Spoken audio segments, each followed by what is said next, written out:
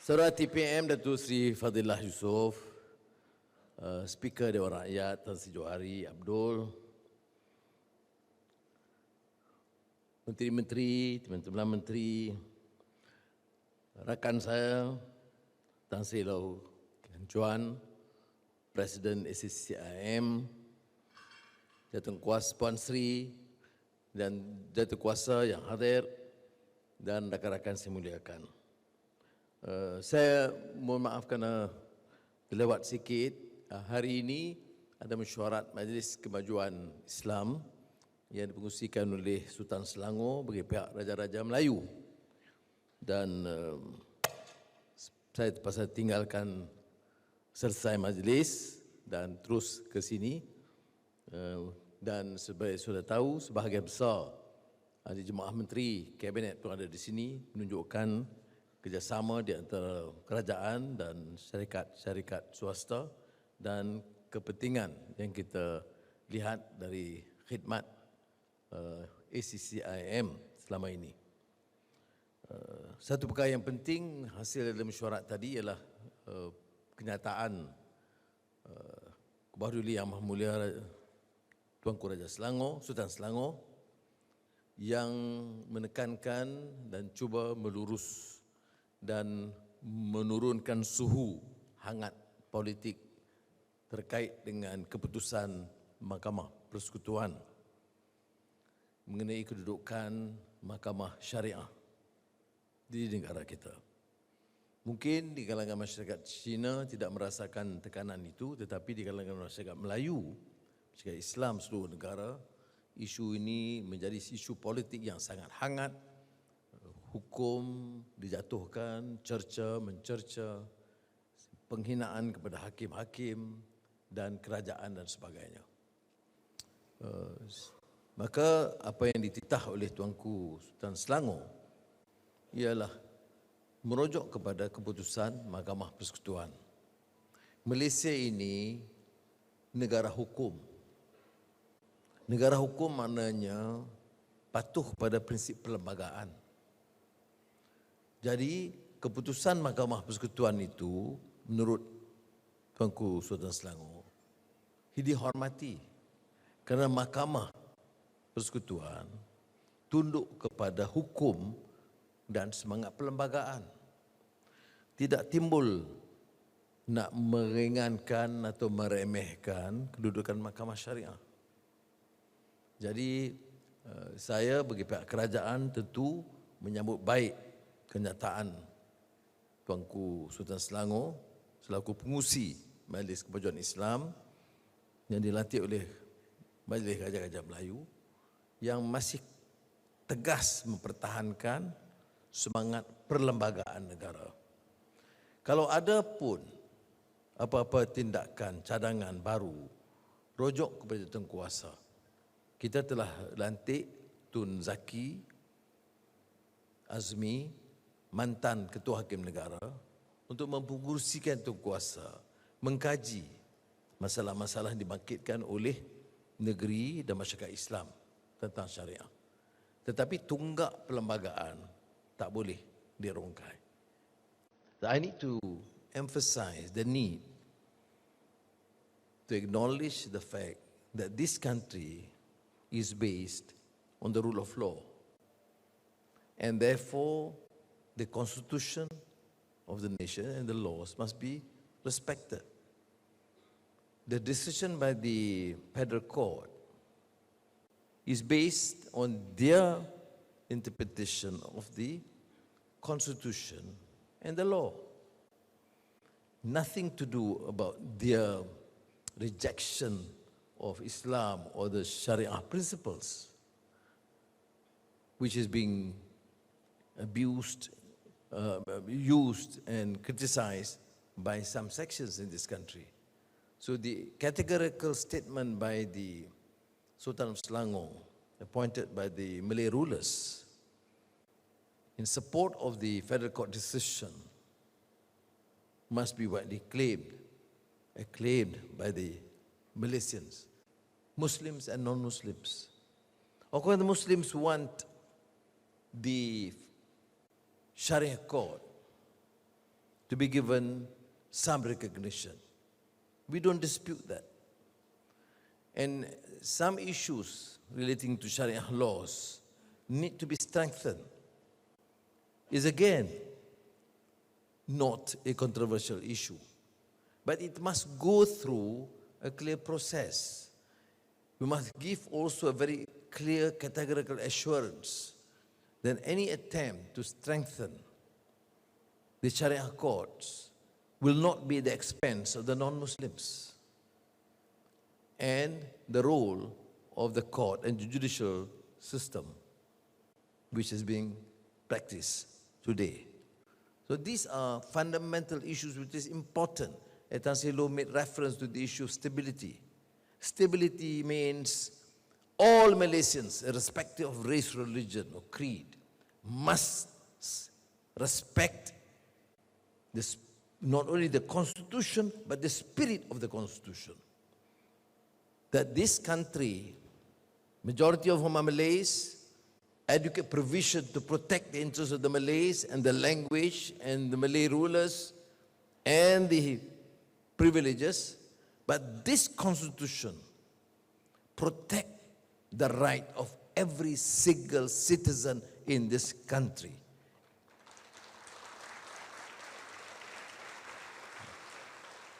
Jadi saya mulakan dengan penegasan ini kerana inilah semangat perpaduan dan kerajaan yang kukuh, dan saya beri jaminan kita tidak akan tergugat. Kerajaan ini masih kuat. Kita ada kekuatan 2/3 dalam kerajaan, dan kita gunakan kekuatan tahun ini 2024. Dan saya beritahu rakan-rakan saya, Timbalan Perdana Menteri dan menteri-menteri ada di sini, fokus kita, fokus utama kita ialah mengangkat semula Malaysia sebagai negara yang ada kekuatan ekonomi, pelaburan dan pembangunan yang boleh dibanggakan.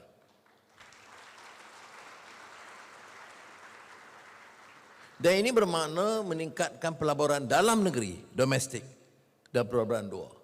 Saya ucap tahniah juga pada rakan-rakan, ya, termasuk Kementerian MITI yang bergegas dan berusaha untuk mendapat dan menarik minat pelabur dalam dan luar negara.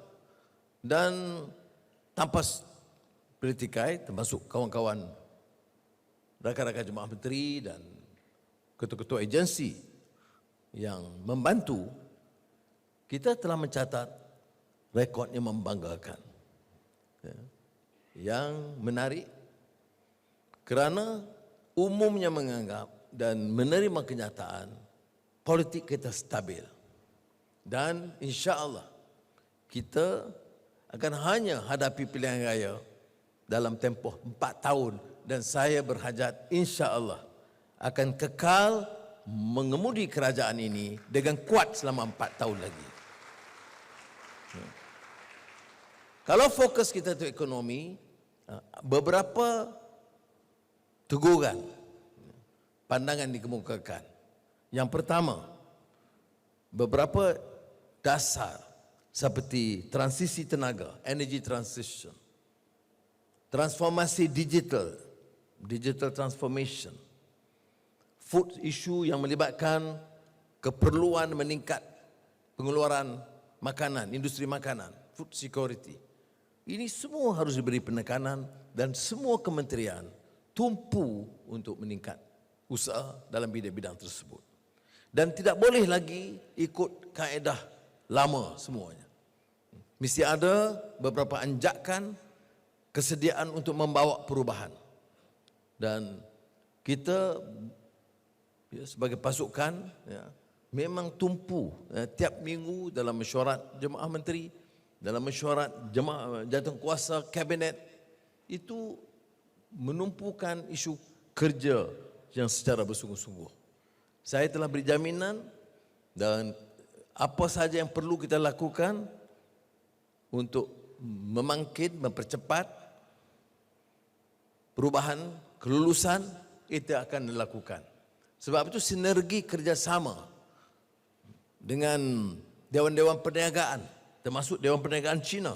Itu sangat penting. Dan saya ucap terima kasih kerana kerjasama diberikan oleh Tan Sri Loh dan rakan-rakan kepada kerajaan, idea dan teguran dan sekali-sekali kritikan. It's okay. Because from time to time, you give suggestions and Tan Sri Loh does give some criticism. Politely, but very strong message. And I think we welcome that. Not only it is a democratic country, but it is important. If you want to have this synergy, we have to listen. Sometimes they agree, sometimes they support, sometimes they give proposals, or sometimes they even submit some criticism, which is, to my mind, fair for us to reflect. Now, saya ada satu permasalahan yang saya nak umumkan, ya, atau minta kerjasama SCCIM. Kita telah putuskan untuk meneruskan Kongres Ekonomi Bumiputera. Tapi saya tegaskan, apa beda dia? Pertama, walaupun namanya Kongres Ekonomi Bumiputera, tumpuan kita tentang masalah-masalah yang dihadapi oleh Bumiputera. Tapi kita ambil sikap yang sangat terbuka. Kita akan pertahankan permasalahan salah guna tumpuan kepada kroni yang dilakukan sebelum ini. Mesti ada kesediaan untuk menghadapi, mengemukakan cadangan-cadangan baru. Ya. Bukan nak pertahankan semua yang lama. Yang baik kita teruskan, tapi kaedah memperkayakan keluarga, kroni, memperkaya 3-4 kerat, itu harus dihentikan. Dan kita tidak akan tolak ansur dengan masalah rasuah, sama ada China atau India, ataupun Melayu. Jadi jangan ambil masalah isu, sama ada, tidak akan ni kepada Melayu atau China. Saya tak tengok. Dari segi ini, there is no racial profiling. You are corrupt, we will go after you without compromise. Yang kedua, pendekatan kita dalam hal Kongres Ekonomi Bumiputera ini lebih inklusif. Maknanya kita mahu penyertaan daripada rakan-rakan kita masyarakat China dan India. Dan saya harap SCCIM bersedia untuk bincang, kerana pendekatan kita inklusif maknanya dalam membicarakan ekonomi Bumiputera ada isu-isu SME atau kelompok India miskin akan kita tangani bersama. So pendekatan yang agak berbeza. Saya tegaskan semula apa yang kita lakukan. Umpamanya, tahun lalu saya kata semua sekolah daif, sekolah dalam kedudukan yang buruk atau lemah, atau tandas yang rosak, seluruh negara, sama ada sekolah kebangsaan, sekolah Cina, sekolah Tamil, sekolah agama, sekolah kerajaan atau sekolah bantuan modal, kita bantu semua. Jadi pendekatan ini berbeza. Jadi jangan tanya saya sama ada ini ada racial profiling. Ini tandas rosak sekolah kebangsaan kita baiki, sekolah Tamil tak perbaiki, tidak.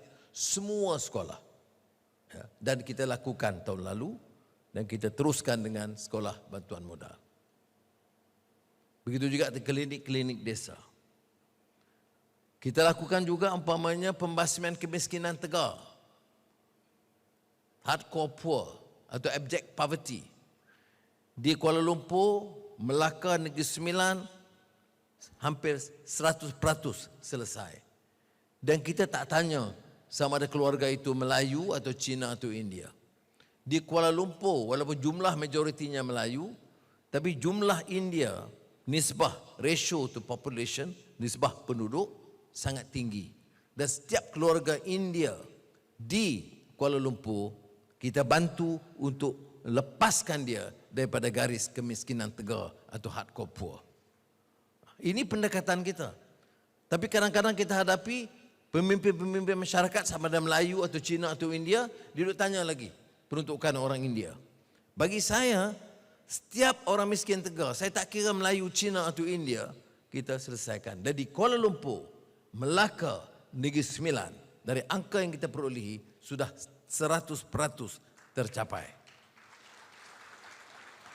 Ini approach pendekatan kita baru. Dan pendekatan yang sama dalam Kongres Ekonomi Bumiputera.